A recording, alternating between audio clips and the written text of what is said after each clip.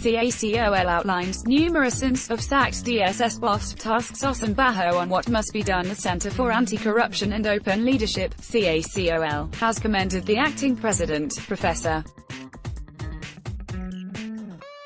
Yemi Osinbajo, for taking the bold step in dismissing Lawal Daura as the Director General of the Department of State Service, DSS.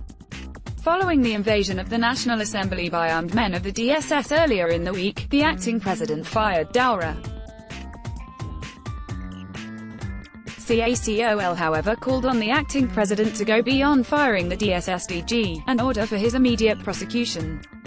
CACOL, in a statement signed by its executive chairman, Debo Adeniran, on Friday, listed what it termed as the many sins of the sacked DSS boss.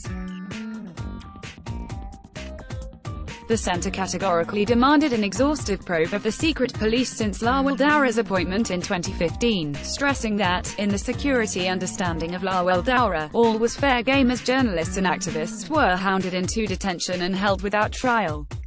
It continued, according to reliable media report, there could be nothing less than 300 Nigerians in custody without trial, including a journalist from Bayelsa State, Jones Abiri, held since 2016 without trial. Other notable perversions of the role of SSS under Lawal Daura include, in September 2015, the Akwa Ibom government house was raided by SSS operatives in Uyo, the state capital.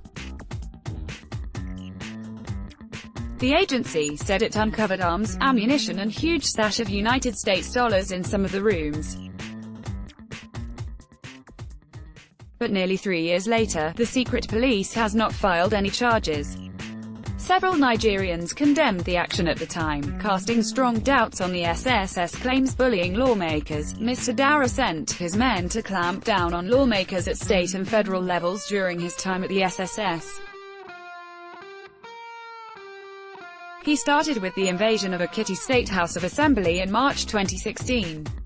During the raid, which was widely condemned, SSS operatives arrested several lawmakers, including Afolabi Akani.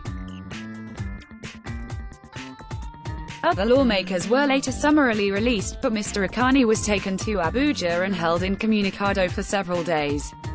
After social media campaign and legal efforts to secure his release failed, as Mr. Daura ignored court orders in that respect, the state government raised alarm that he was dead in custody.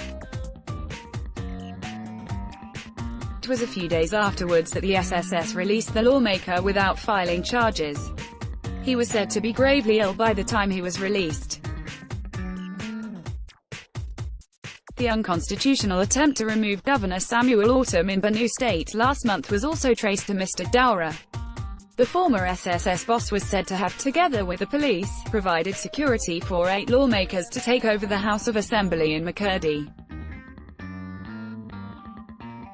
Though there are 30 members in the House, and 8 members are definitely insufficient to form a 1/3 quorum as required by law. Even though the presidency condemned the act as unconstitutional, there was no evidence that any action was taken to discipline those who deployed security resources to that ill-fated mission. In September 2015, the Akwa Ibom government house was raided by SSS operatives in Uyo, the state capital. The agency said it uncovered arms, ammunition and huge stash of United States dollars in some of the rooms. Nearly 3 years later, the secret police has not filed any charges. Several PDP leaders condemned the action at the time, casting strong doubts on the SSS claims. Stiff opposition and intriguing report on choice of Magu as the FCC boss. Although he was appointed in November 2015, Ibrahim Magu remains an acting chairman of the Economic and Financial Crimes Commission nearly 3 years later, largely because of Mr. Daura. It was the former SSS boss who wrote security report twice to the Senate, warning lawmakers not to confirm his colleague's appointment. The center therefore called for a thorough and forensic probe of the activities of the DSS under Daura, with a view to not only apply redress where necessary, but to ensure that appropriate sanctions are applied, where required, while the entire security architecture of the country is revamped and rejigged to meet modern challenges and international standard.